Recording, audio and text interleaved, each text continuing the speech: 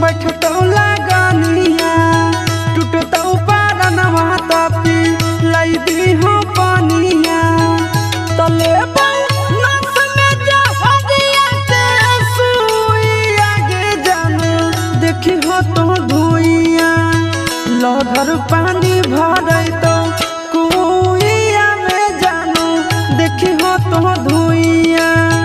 लहर पानी भरे तो कुइया में जानू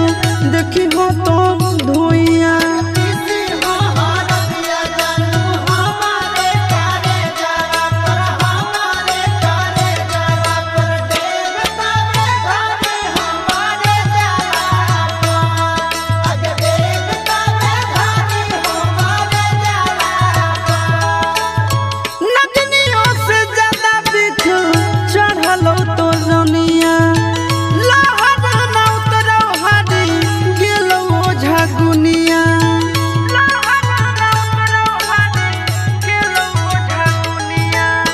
नगनियों से ज्यादा बिख चढ़ल तो रनिया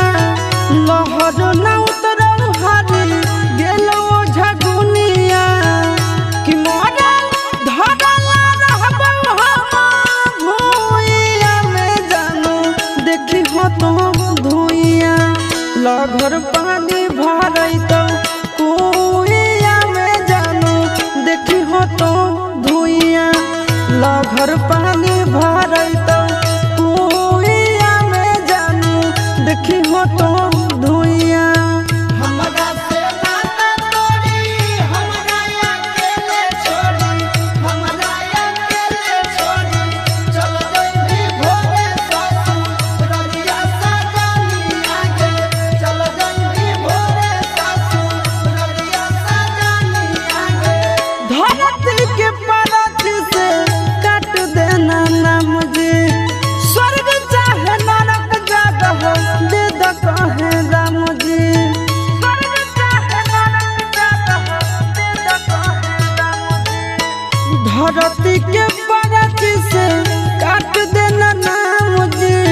स्वर्ग चाहे नरक जगह दे द कहे राम जी क्यों